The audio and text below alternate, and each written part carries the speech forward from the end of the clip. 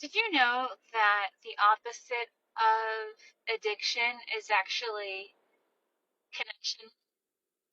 I learned that years ago there was a study, it was either done in Spain or Portugal, I can't remember, and they found that through connection, people were naturally able to heal their addictions.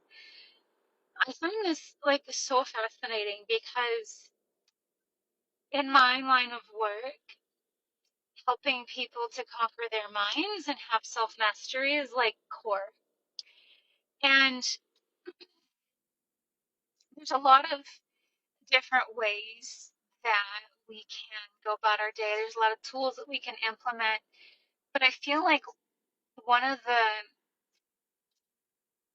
kind of complaints that I come across a lot is, I'm 30 and I'm still here. I'm 40 and I'm still here. I'm 50, whatever age you might be, and I'm still dealing with this issue. Like whatever it might be, whether it's depression or anxiety, feelings of insecurity. And really and truly, the only thing that I have found that actually cures that is a practice in self love. And I think we have only really scratched the surface of what it means to totally love ourselves. Um, I was listening to a book on Audible by Kyle Cease. He used to be a comedian, and I really enjoy him. And now he's, a speaker, and mindfulness is his thing. And he was joking about how, like, back in the day, like in, the 80s, it was all about the hustle and the grind and making money and showing off what you've got. And then in the 90s,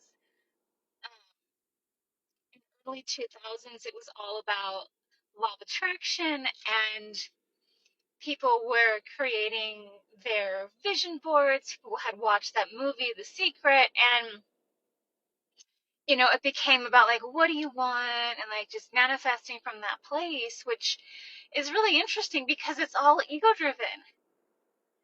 And again, so much of my work is helping people understand the difference between manifesting from ego and manifesting from like their core, from their heart and soul. Because when we manifest from ego, we do it with the assumption that like, oh, if I get this thing, if I get this car, job, promotion, relationship, if I get this thing, then it'll cure what's going on in here. And so this became really popular as a way to like manifest and try to cure the shit we've got going on inside. And because I got into like the spiritual realm and learning about all these things really young. I was 14. So I remember when this like in my early 20s when all of this was coming out, and I was working in nightclubs at the time, and I remember thinking, like, please, like, there's something missing. Like, something about it felt really incongruent and, like, just totally not authentic. And maybe it's because I had already been manifesting, and I was like, and that didn't work. Like, I'd already get the car and the job and stuff like that, and I realized that it wasn't the cure that I was looking for, which set me, deeper into my personal journey of, like, well, how do I overcome this? And it's really interesting because people think, oh, again, if I get that thing, then I'll be okay.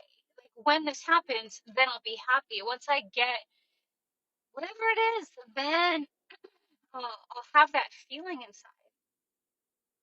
When the reality is that the feeling has to precede whatever it is that you're trying to create. And ultimately, what we want is the feeling. We want the experience of what we think that thing will give us. Like we want the inner experience. And so I got to a point where I was like, well, let's stop going after the external, the material, because it's not working. And really just start focusing on driving the inner experience instead. And I wrote about this in my book, and I even said, like, my favorite chapter to write was Stop Fixing, Start Loving. And it was the chapter on self love. I enjoyed that chapter so much. And because I just found that practice to be the most powerful. So back to Kyle Cease's point, he said, we're just now coming into this era where we're understanding that in order to dissipate or dissolve our pain points, we have to integrate all of the ugly parts, right? And so it's not about like, oh shit, I failed. It's about failed, and I love that a part of me. I love that anyway, or I love me anyway. Like it's about encompassing the things that we have decided are not worthy of acceptance or love. And when we embrace them and love them anyway, we dissolve the struggle internally. And then we become more congruent and we make space for that experience that we're looking to create. And I have yet to come across anybody, I'm getting emotional thinking about it. I have yet to come across anybody who isn't looking to just simply realign and connect to themselves. I have yet to work with anyone, any paradigm, any obstacle, any goal where it didn't come back to this piece, where ultimately we are just looking to have a stronger, better, healthier, more integrated connection with the self. And if I only teach one thing, would be how to love yourself completely. You dissolve the pain, you create space for love. You dissolve the resistance, you create flow. You dissolve the I'm not worthy, you make room for abundance and prosperity. You dissolve the wall, you create connection. And everything that happens on the external is 100% reflective of what is going on internally. And so if we have decided that there are parts of ourselves that are not worthy, not lovable, not good enough, total failure, whatever it may be, then we are bound to experience situation after experience after circumstance where that is being reinforced. And so learning to love yourself as you are anyway is really and truly the most powerful thing that you can do. And I invite you to start doing that. I think this world would be a lot better off if everyone was just simply practicing self love and making that interconnection.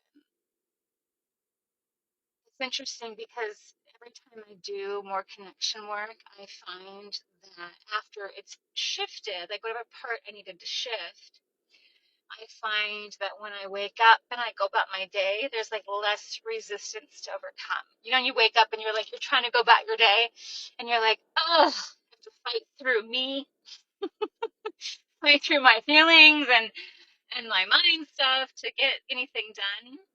Yeah, I find that I actually create space where I'm just clear.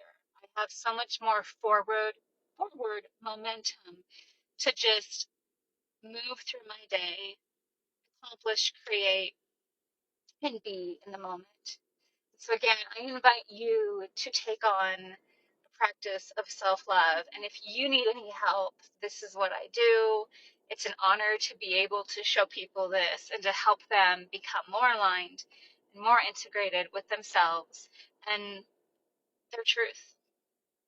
Remember, we never confront the truth. We always confront the lie.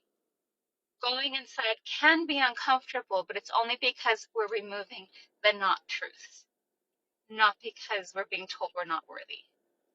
So try it. And let me know if you need help. I'm here.